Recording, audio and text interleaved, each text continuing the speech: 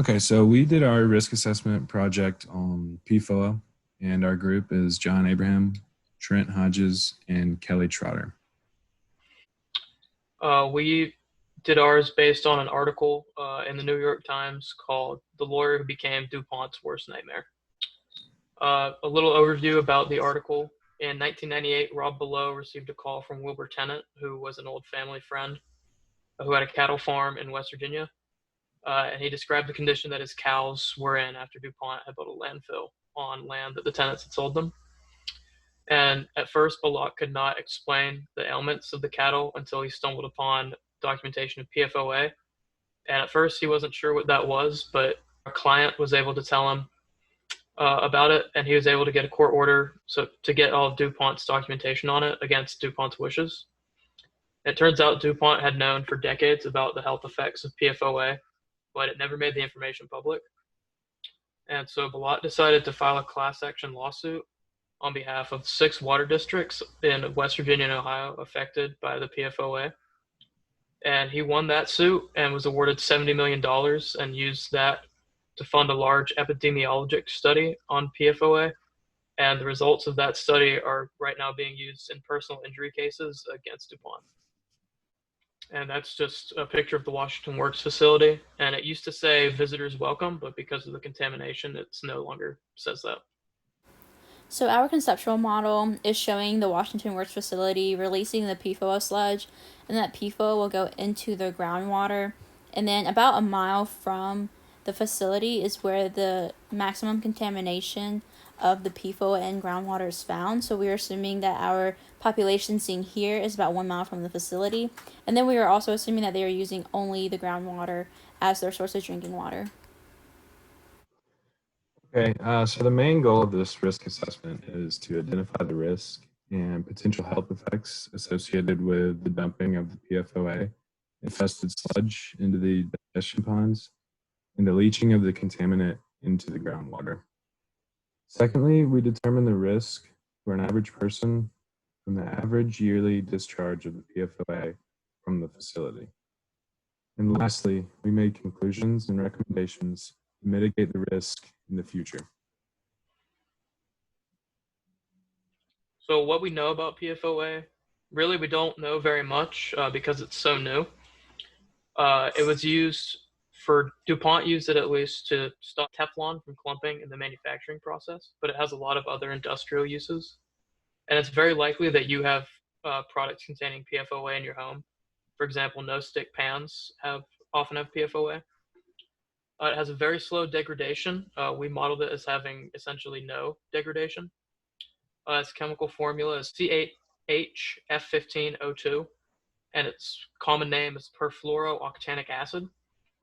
Like I said, it's a new chemical, and the EPA didn't even monitor PFOA levels until 2012, and right now doesn't have any guidance on PFOA levels in water.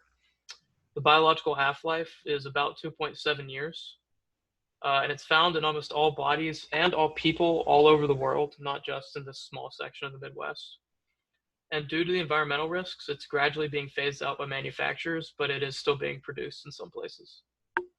Okay, so most of the health effects of PFOA were widely unknown by the public until recently. This is mainly due to how new the chemical was at the time.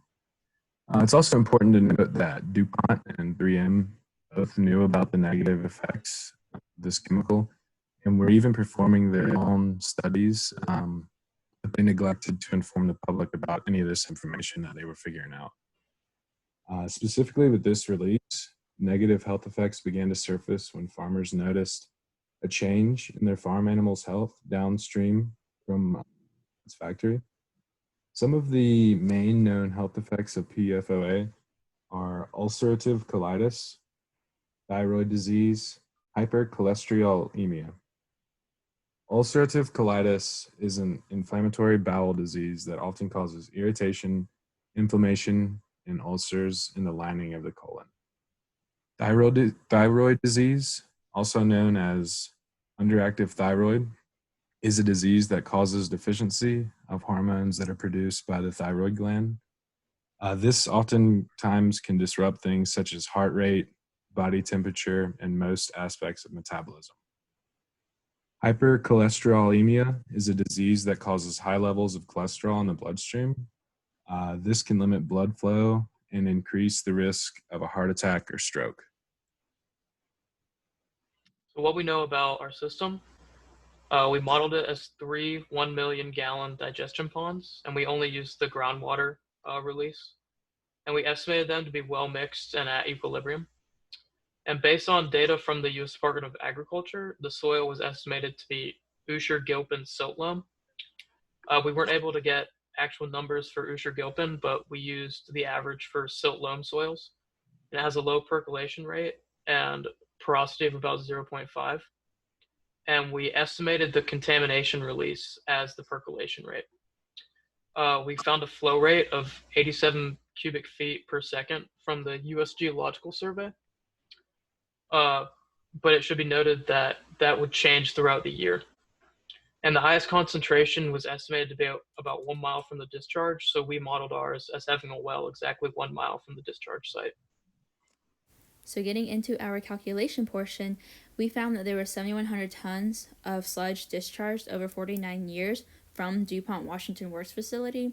And then in a comparable study in Alabama, they found that they had 2.5 million parts per trillion by mass of PFOA in their sludge. And so we used that number in our risk assessment model, and we found that the concentration of PFOA in our sludge was 28.9 milligram per meter cube per year. So in our groundwater transport model, we found that we needed to have the Peckley number first, so that would determine if we needed to include dispersion in our modeling. We found that we had 32,000 as our Peckley number, so of course dispersion can be neglected from a high Peckley number. And then in our semi-infinite modeling, as you see on the bottom, we also decided to neglect degradation, because as John said, the degradation takes such a long time for PFOA that it's basically negligible. And then we found that our concentration in groundwater is 8.45 times 10 to the negative 9th grams of PFOA per liter. So the table on the right has 87 cubic feet per second, and that's comparable to 2.46 meter cube per second. So with calculating our total dose, we are assuming that our lifetime average daily dose and our average daily dose are equivalent, because our life expectancy and our exposure duration will both be 70 years. So in our risk assessment, we will have our chronic daily intake, which is equal to our lifetime average daily dose times our cancer slope factor. So we got our chronic daily intake calculation from the table of values that you see on the right-hand side, and then we multiplied this by the cancer slope factor that we found by the EPA. So PFOA does not have a reference dose as of right now because it is still a new contaminant for the EPA, but we can find the reference dose using the no observed adverse effect level and then dividing it by the product of all the uncertainty factors that you can see below. So as you can see to the right, we have a reference dose number 1 and 2, and that is for the individual and the population. The thing to note between the differences of 1 and 2, there is an uncertainty factor, as you can see in the middle, where 3 is for the individual and 10 is for the population. And then going off of the reference dose number 1 and the reference dose number 2, we can then find the hazard quotient and the hazard index of 1 and 2, so the individual and the population, as you can see in the bottom right-hand corner.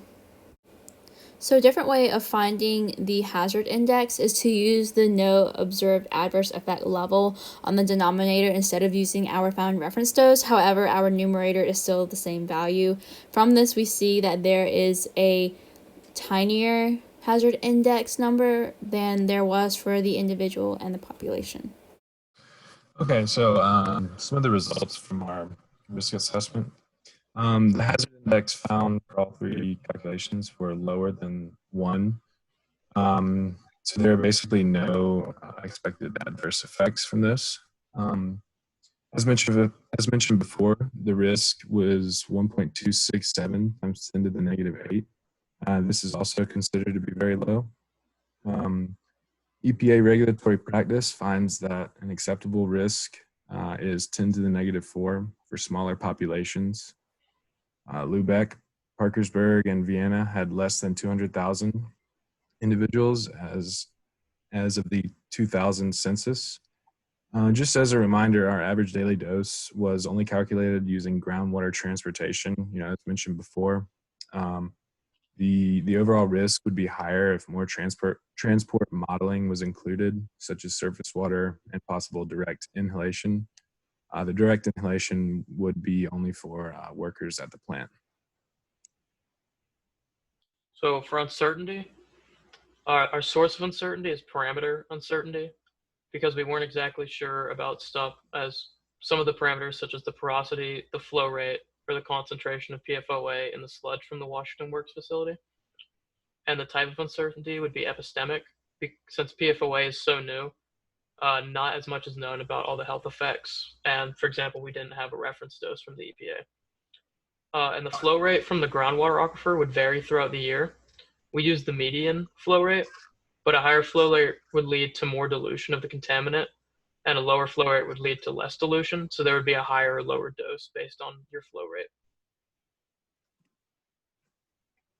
So in conclusion to our risk assessment model, we found that we had a low risk for an average year of PFOA dumping, and we're also assuming that our person is a healthy individual. So our risk calculation is showing that the amount of PFOA exposure to that individual would not have significant deterministic effects. It should be noted that if a person were to have any previous health issues, then the risk would be considered to be more significant. And we're also assuming that the PFOA is partitioning evenly in the body. Previous studies have seen a concentration of PFOA in the blood to be about 297 to 369 ppb. And then to do this, we would have to attribute the fact that only 7% of the body mass is in the blood.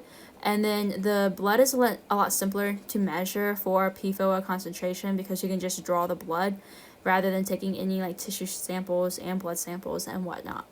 Some things that we thought could be done better in the science community would be to have more transparency to the public.